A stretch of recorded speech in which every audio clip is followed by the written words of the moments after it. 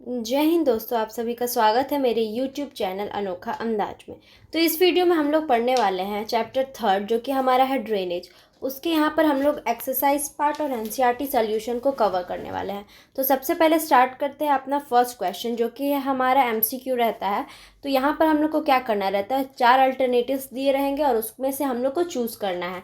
तो हम लोग यहाँ पर सबसे पहले फर्स्ट क्वेश्चन को देखते हैं। फर्स्ट क्वेश्चन हमारा पूछ रहा है, which one of the following describe the drainage pattern resembling the branches of a tree. यानी कि हम लोग को यहाँ से पूछ रहा है कि जो ड्रेनेज पैटर्न हम लोगों ने देखा था तो उसमें से जो ट्री लाइक ब्रांचेस जैसे निकले रहते हैं तो उस ड्रेनेज पैटर्न को हम लोग क्या बोलते हैं। तो हमारा आंसर यहाँ होगा डेंड्रिटिक। ये सब मैंने चैप्टर में अच्छे से एक्सप्लेन किया है। अगर आप लोगों ने चैप्टर का वीडियो नहीं दिया है देखा है तो लिंक डिस्क्रिप्शन में दिया हुआ है, आप लोग जाके वहाँ से चेकआउट कर लेना। तो हम लोग स्टार्ट करते हैं। तो फर्स्ट आंसर हम लोग को पता चल गया कि डेंड्रिटिक पैटर्न जो है वो हमारा आंसर होगा। नेक्स्ट क्वेश्चन की तरफ हम लोग यहाँ पर चलते हैं और नेक्स्ट क्वेश्चन हमारा क्या पूछ रहा है, in which of the following states Wular lake is located. यानी कि वुलर लेक जो है वो कौन से स्टेट में लोकेटेड है। तो हम लोग को यहाँ पर ऑप्शन दिया हुआ है, जैसे राजस्थान, पंजाब, उत्तर प्रदेश और यहाँ पर जम्मू कश्मीर दिया है। तो हम लोग यहाँ पर आंसर देखेंगे तो जो जम्मू एंड कश्मीर है वहाँ पर हम लोग देखेंगे कि वुलर लेक जो है वो लोकेटेड है। नेक्स्ट क्वेश्चन हमारा क्या पूछ रहा है, the river Narmada has its source at. यानी कि जो रिवर नर्मदा फ्लो करता है मध्य प्रदेश से, यानी कि मध्य प्रदेश जो स्टेट है वहाँ से रिवर नर्मदा का ओरिजिन होता है, तो वो यहाँ पर से उसका मेन सोर्स जो है वो क्या है। तो ऑप्शन हम लोग देखेंगे, सतपुरा है, अमरकंटक है, ब्रह्मगिरी है, स्लोप्स ऑफ द वेस्टर्न घाट है। तो हम लोग यहाँ पर देखेंगे जो अमरकंटक हिल्स है तो वहाँ से हम लोगों ने देखा था कि रिवर नर्मदा जो है वो ओरिजिनेट करता है। यानी कि नेक्स्ट क्वेश्चन अब हम लोग अपना देखते हैं, which of the following lakes is a salt water lake. इसमें से कौन सा ऐसा लेक है जो कि सॉल्ट वाटर लेक है। तो सांभर लेक जो है वो सॉल्ट वाटर लेक है। सांभर वो वाला मत समझना कि जो आप लोग इडली डोसा के साथ खाते हो। तो सांभर लेक यहाँ का हम लोग का आंसर हो गया। नेक्स्ट क्वेश्चन की तरफ हम लोग यहाँ पर चलते हैं। नेक्स्ट क्वेश्चन अपना देखते हैं, which one of the following is the longest river of the peninsular India. Peninsular India का मतलब क्या हो गया, जो हमारा पेनिसुलर पार्ट है इंडिया का, यानी कि सदर्न वाला पार्ट, वहाँ से जो सबसे लॉन्गेस्ट रिवर का ओरिजिन होता है तो वो कौन सी रिवर है। तो हम लोग यहाँ पर देखेंगे Godavari river is the longest river of the peninsular India. फिर नेक्स्ट क्वेश्चन हम लोग अपना देखते हैं, which one amongst the following river flows through the rift valley. यानी कि यहाँ पर हम लोग कुछ आंसर दिया हुआ है, ऑप्शन है, वहाँ से हम लोग को देखना है कि इस सब में से कौन सा रिवर जो है वो रिफ्ट वैली में से फ्लो करता है। रिफ्ट वैली क्या होता है, तो 2 माउंटेन्स रहता है, उसके बीच में से कोई अगर रिवर फ्लो कर रहा है तो उसको हम लोग रिफ्ट वैली बोल रहे हैं। तो वैसा रिफ्ट वैली से फ्लो करने वाली कौन सी यहाँ पर रिवर है। तो हम लोग यहाँ ऑप्शन देखेंगे, महानदी, कृष्णा, तुंगभद्रा और तापी। तो जो तापी रिवर है और जो नर्मदा रिवर है, ये हम लोगों ने पढ़ा था कि तापी और नर्मदा रिवर जो है वो रिफ्ट वैली में से फ्लो करने वाली 2 ऐसी रिवर्स है। नेक्स्ट क्वेश्चन की तरफ मूव करते हैं अपना। तो नेक्स्ट क्वेश्चन हमारा हम लोग यहाँ पर देखेंगे तो सेकंड नंबर क्वेश्चन है, जिसमें हम लोग को answer the following question briefly लिखा हुआ है। यानी कि हम लोग को यहाँ पर जो क्वेश्चंस पूछेगा उसका आंसर हम लोग को थोड़ा डिटेल में बताना पड़ेगा। तो फर्स्ट क्वेश्चन है हमारा, what is mean by water divide, give an example. यानी कि वाटर डिवाइड से आप लोग क्या समझते हो उसको आप लोग को सबसे पहले एक्सप्लेन करना है और कोई एक एग्जाम्पल दो जो वाटर डिवाइड को क्लैरिफाई कर रहा है। तो यहाँ हम लोग आंसर में देखेंगे, एनी अपलैंड और a mountain separating 2 adjoining drainage basin known as water divide. Though the Indus, the Satluj and the Brahmaputra river rise very closely each other near the Mansarovar lake, but because of the water divide they flow in different direction। यहाँ पर water divide का मतलब क्या होता है, simply कोई एक upland रहता है, मान लेते हैं यहाँ पर कोई एक माउंटेन है, जिसकी वजह से क्या होता है कि इधर की रिवर्स अगर इधर फ्लो करता है और इधर का रिवर्स इधर फ्लो करता है, तो वैसा एक माउंटेन हो गया या कोई अपलैंड हो गया जो कि 2 ड्रेनेज बेसिन को सेपरेट कर रहा है एक दूसरे से, तो उसको हम लोग यहाँ पर वाटर डिवाइड बोल रहे हैं। वाटर डिवाइड में हम लोग देखेंगे कि एक एग्जाम्पल यहाँ पर जैसे इंदस हो गया, सतलज हो गया और ब्रह्मपुत्र रिवर हो गया, वो सब मानसरोवर लेक से आसपास ही ओरिजिन होता है।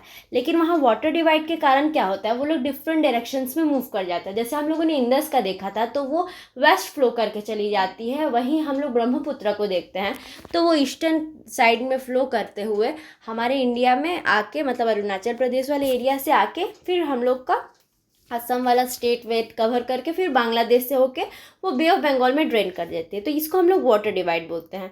नेक्स्ट क्वेश्चन हम लोग अपना देखते हैं। तो नेक्स्ट क्वेश्चन हमारा यहाँ पर क्या पूछ रहा है उसको देखते हैं।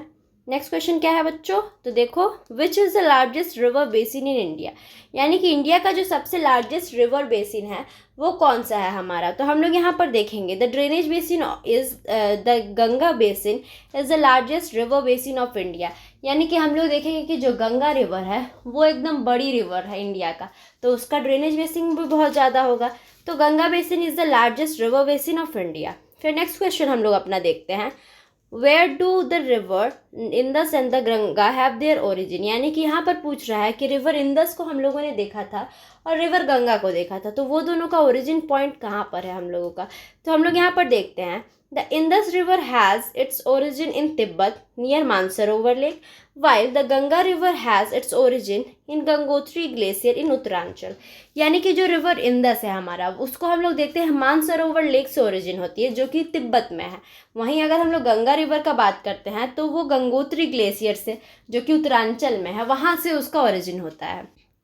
फोर्थ नंबर हम लोग अपना क्वेश्चन देखते हैं। तो फोर्थ नंबर क्वेश्चन क्या पूछ रहा है, name the two head streams of the Ganga where do they meet to from Ganga, यानी कि हम लोग को यहाँ पर क्या करना है कि जो गंगा रिवर है उसका कोई दो हेड स्ट्रीम्स का नाम बताना है और वो लोग कहाँ पर मिलती है गंगा से, तो हम लोग को उसको यहाँ पर बताना है। तो चलिए इसका आंसर हम लोग देखते हैं।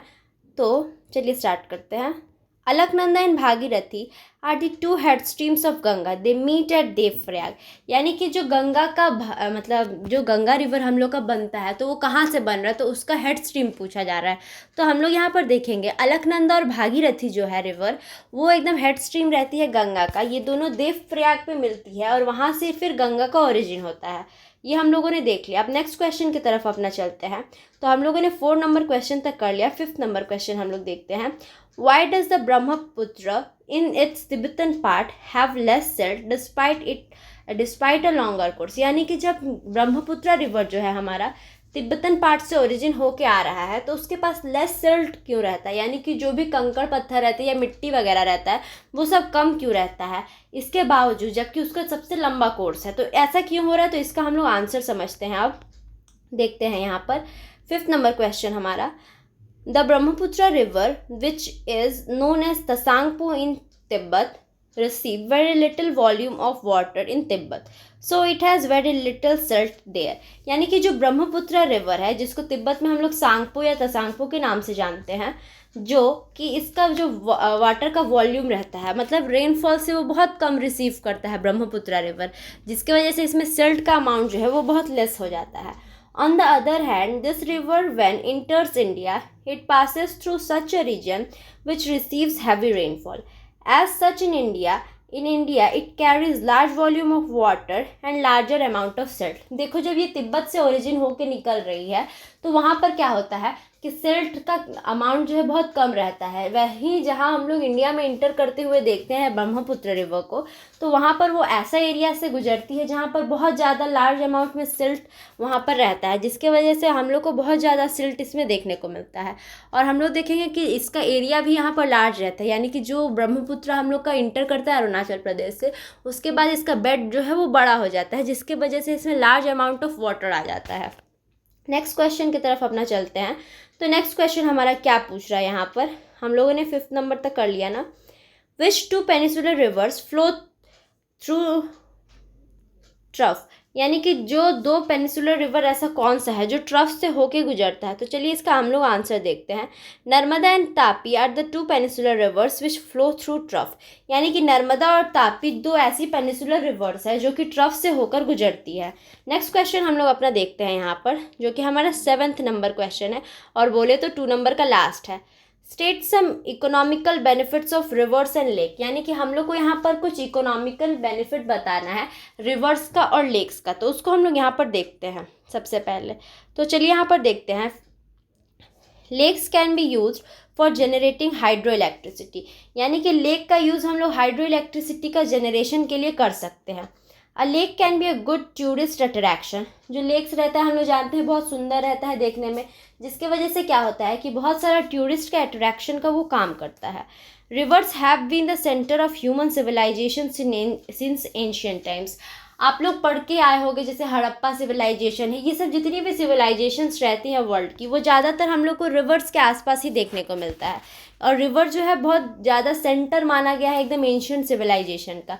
और आज के भी टाइम पे हम लोग देखेंगे तो बहुत सारा जो सिटीज़ रहता है वो बैंक के मतलब रिवर बैंक के बगल में ही है सिचुएटेड। जैसे आप लोग कोलकाता का एग्जांपल ले लेते हो तो कोलकाता भी हम लोग देखेंगे हुगली रिवर के बगल में बना हुआ है। ऐसे हम लोग बहुत सारा अलग अलग एग्जांपल ले सकते हैं। तो बहुत सारी ऐसी सिटीज़ है जो कि रिवर बैंक के नज़दीक बनाया गया है।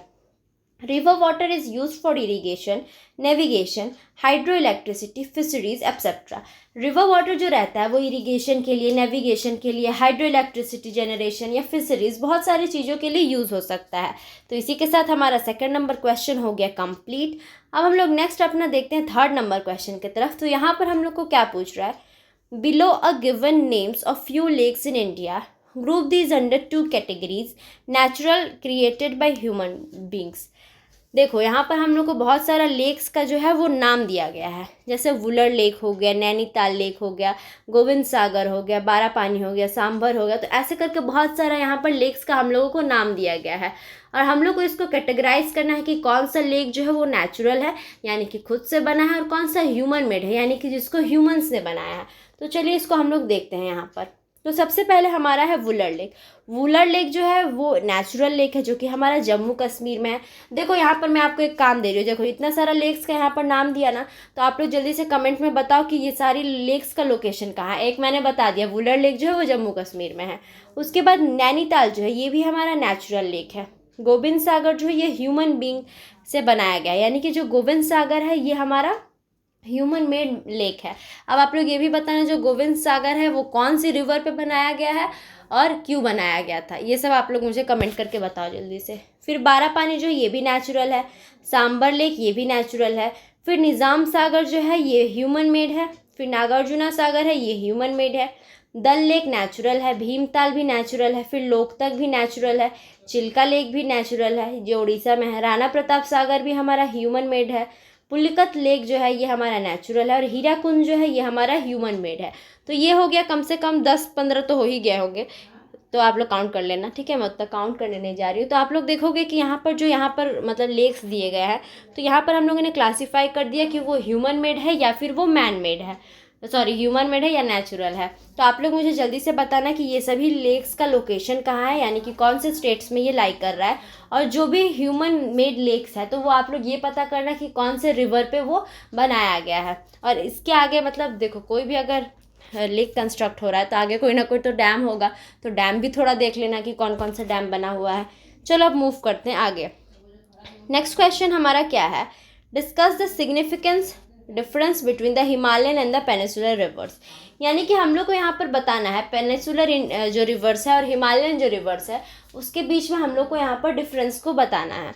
तो हम लोग यहाँ पर स्टार्ट करते हैं। हम लोग यहाँ पर देखते हैं कि हिमालयन रिवर और पेनिसुलर रिवर्स जो है उसके बीच का यहाँ पर डिफरेंस देखते हैं। तो सबसे पहले हम लोग देखते हैं हिमालयन रिवर्स का। The Himalayan rivers rise in the snow capped mountains and are perennial type. जो हिमालयन रिवर्स रहता है वो हम लोग देखेंगे कि वो हिमालयन ओरिजिन रहता है, यानी कि हिमालयास के से ओरिजिन रहता है, यानी कि जो स्नो कवर्ड माउंटेन्स रहता है वहाँ से ओरिजिन हम लोग को देखने को मिलता है हिमालयन रिवर्स का। और ये पेरिनियल टाइप का रहता है। पेरिनियल का मतलब क्या होता है कि यानी कि साल भर जो है ये स्नो से कवर्ड है ना, तो फिर उसके वजह से क्या होता है, ये जो रिवर्स यहाँ से ओरिजिन होती है इसमें सालों साल पानी रहता है। फिर नेक्स्ट हम लोग देखते हैं पेनिसुलर रिवर। नेक्स्ट देखते हैं हम लोग पेनिसुलर रिवर को। तो the mountains in which the peninsular rivers rise not snow covered, hence they are dry during the summer. जहाँ से पेनिसुलर रिवर्स का ओरिजिन हो रहा है वहाँ हम लोग देखेंगे कि वो स्नो कवर्ड माउंटेन्स नहीं रहता है, जिसके वजह से गर्मियों में क्या होता है ये रिवर्स पूरी तरह से सूख जाती है, यानी हम लोग को ड्राई देखने को मिलती है। हिमालयन रिवर को देखते हैं अब। They flow in levelled northern plains and are highly useful for irrigation, cultivation and also for navigation purpose. यहाँ पर हम लोग देखेंगे जो हिमालयन रिवर्स का ओरिजिन होता है वो एकदम नॉर्दर्न प्लेन से फ्लो करते हुए जो कि एकदम लेवल्ड है, यानी कि बहुत ही समतल रहता है। और वहाँ से हम लोग देखेंगे कि ये बहुत ज़्यादा यूज़फुल रहता है, जैसे हम लोग इरीगेशन के लिए, कल्टीवेशन के लिए और नेविगेशन पर्पस के लिए हम लोग यूज़ कर सकते हैं। The peninsular rivers flow on rocky surface and so they are neither navigable navigable and not useful for irrigation. जो पेनिसुलर रिवर्स रहता है हमारा, वो हम लोग देखेंगे कि एक रॉकी सरफेस से फ्लो करता है, जिसकी वजह से हम लोग ना तो इसको नेविगेशन के लिए यूज़ कर सकते और ना ही इरिगेशन के लिए, क्योंकि पेनिसुलर रिवर जो है वो पेनिसुलर पार्ट ऑफ इंडिया से यहाँ ओरिजिन हो रहा है। नेक्स्ट देखते हैं, the Himalayan reverse bring with them fertile alluvium which they deposit in the Indo Gangetic plains. जो हिमालयन रिवर्स रहता है वो अपने साथ बहुत ज़्यादा फर्टाइल अलूवियम यानी कि जो फर्टाइल अलूवियल सॉइल रहता है उसको लेके आता है और वहाँ पर इंडो गैंगेटिक प्लेन्स में वो डिपॉजिट कर देता है। They do not bring with them any alluvial due to their swift current and the depositional activities are negligible। हम लोग देखेंगे पेनिसुलर रिवर्स जो रहता है वो अपने साथ कोई भी अलूवियम नहीं लेके आता है। इसका रीज़न क्या है कि जो वहाँ का रॉक्स है यानी कि जो पेनिसुलर पार्ट का रॉक हम लोग को देखने को मिलेगा वो बहुत ज़्यादा कठोर रहता है, जिसके वजह से जो रिवर्स है वहाँ पर बहुत सारा डिपोजिशनल एक्टिविटीज़ जो है वो परफॉर्म करती है और अपने साथ कोई भी अलूवियम ज़्यादातर नहीं लेके आ पाती है। नेक्स्ट हम लोग देखेंगे, canals have been dug and use water of these river for irrigation. Himalayan rivers में हम लोग देखेंगे कि कनाल का कंस्ट्रक्शन किया गया है, जिसके वजह से वो इरीगेशन में बहुत ज़्यादा हेल्पफुल रहती है। As the terrains are rocky and the bank of these rivers are high, canals cannot be dug. However, dams are built to store flood water for irrigation with the help of small channels. देखो हम लोग क्या यहाँ पर देखेंगे कि Himalayan rivers में हम लोगों ने देखा कनाल कंस्ट्रक्ट हो सकता है, वहीं पेनिसुलर रिवर का बात करते हैं तो वहाँ पर कनाल का कंस्ट्रक्शन नहीं हो पाता है, लेकिन हम लोग यहाँ पर डैम्स का कंस्ट्रक्शन कर सकते हैं जो कि फ्लड वाटर को वहाँ पर प्रिजर्व करके रखता है और छोटे छोटे चैनल्स का मदद से वहाँ पर हम लोग इरीगेशन को परफॉर्म करते हैं। इसके बाद हम लोग देखते हैं अपना 5th नंबर पॉइंट यहाँ पर क्या बोल रहा है हमारा, many important towns and centres of trade Many important towns and centers of trade are situated on the banks of these rivers। हम लोग हिमालयन रिवर्स में देखेंगे कि बहुत सारा इंपॉर्टेंट टाउन्स का सेंटर जहाँ से ट्रेड किया जाता है वो सब रिवर बैंक पे सिचुएटेड है। वहीं हम लोग यहाँ का बात करते हैं अगर पेनिसुलर रिवर्स का, तो very few important towns and centre of trade are situated on the bank of these river. Peninsular rivers का अगर हम लोग बात करते हैं तो यहाँ पर हम लोग को बहुत ही लेस नंबर पे जो रिवर्स है उसका कंस्ट्रक्शन मतलब टाउन्स का कंस्ट्रक्शन यहाँ पर हम लोग को देखने को मिलता है। वहीं हिमालयन रिवर्स के पास बहुत सारा टाउन का सेंटर रहता है ट्रेड्स करने के लिए हमारे पास।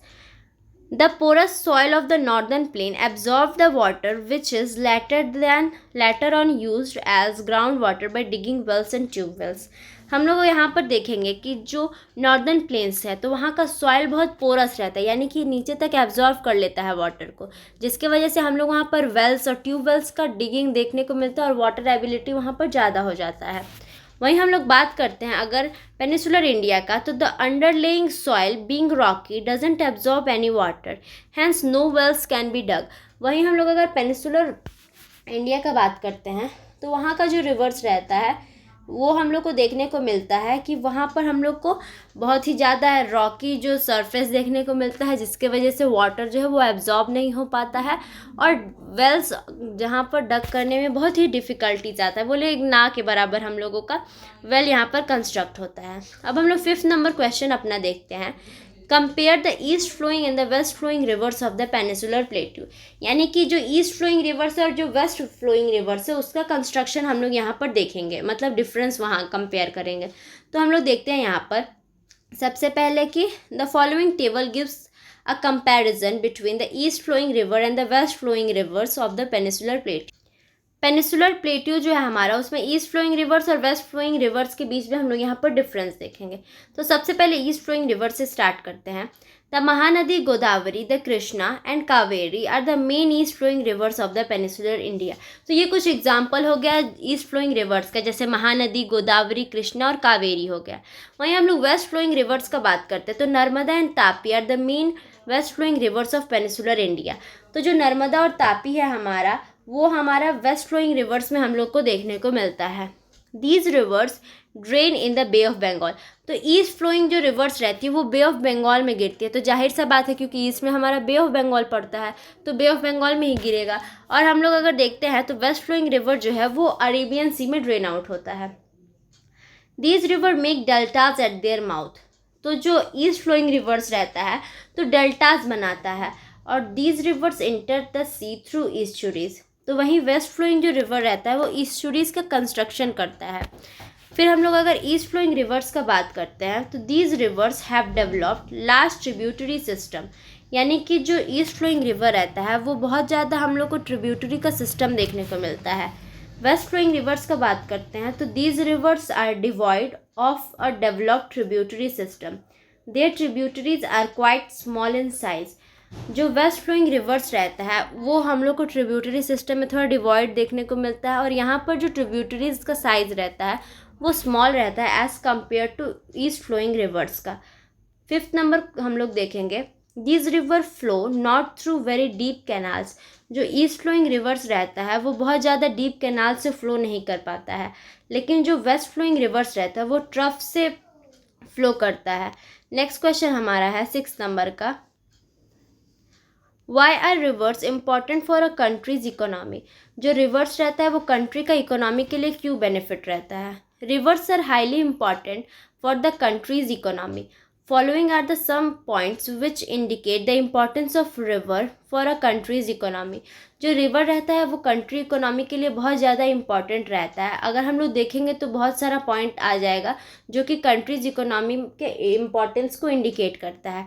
फर्स्ट पॉइंट है हमारा, the river contain natural fresh sweet water which is required for the survival of most of the animals including man। जो रिवर्स रहता है उसमें नेचुरल फ्रेश वाटर रहता है जो कि मीठा रहता है, जो कि बहुत सारे एनिमल्स का सर्वाइवल के लिए और इंक्लूडिंग मैन यानी कि हम लोगों के लिए भी इम्पॉर्टेंट रहता है, क्योंकि हम लोग फ्रेश वाटर पे ही जिंदा है। They provide water for irrigation and cultivation. Irrigation जितना भी रहता है और कल्टिवेशन प्रोसेस जितना भी रहता है वो सब वाटर के ही मदद से होता है। They make soil rich and arable which can easily bought under the cultivation without much labour. जो सॉइल रहता है रिवर्स के फ्लो होने से वहाँ पर बहुत ज़्यादा मिनरल्स डिपॉजिट हो जाता है और अरेबल यानी कि कल्टीवेशन के यूज़ हो जाता है, जिसके वजह से हम लोग वहाँ पर कल्टीवेशन आसानी से कर सकते हैं बिना ज़्यादा लेबर को मतलब मेहनत करवाए हुए, और ज़्यादा लेबर भी नहीं लगता है। Use for navigation and transport दस इम्पॉर्टेंट फॉर कमर्शियल एक्टिविटीज़। हम लोग रिवर को देखेंगे तो हम लोग नेविगेशन और ट्रांसपोर्टेशन के रूप में भी यूज़ कर सकते हैं, और बहुत सारा जो कमर्शियल एक्टिविटीज़ है वो सब भी परफॉर्म हो सकता है रिवर की वजह से। Estuaries near the sea shores where the sweet water mix freely with the salty water of the ocean have proved one of the most biological productive areas of the world. हम लोग ईस्चुरीज को देखेंगे जो कि सी शोर के पास रहता है, जहाँ पर फ्रेश वाटर और सॉल्टी वाटर का मिक्सचर होता है। वहाँ पर हम लोग देखेंगे बहुत ज़्यादा बायोलॉजिकली प्रोडक्टिव एरिया पूरे वर्ल्ड का कंस्ट्रक्ट हो जाता है। Rivers are being harnessed for generating hydro electric power. River को अगर हम लोग देखते हैं तो बहुत सारा हाइड्रो इलेक्ट्रिक पावर जो है वो कंस्ट्रक्ट करने के काम भी आता है। Some lakes are also important tourism spots, example Dal lake, Nainital etcetera. बहुत सारा लेक भी ऐसा है जो कि हम लोग देखेंगे कि बहुत ही टूरिस्ट स्पॉट रहता है, यानी कि बहुत सारा लेक इतना सुंदर रहता है कि जो कि टूरिज्म का काम करता है। जैसे दल लेक को देखेंगे, नैनीताल को देखेंगे, तो ये सब बहुत सुंदर सुंदर लेक्स रहता है जिसके वजह से हम लोगों को वहाँ पर टूरिस्ट स्पॉट देखने को मिलता है।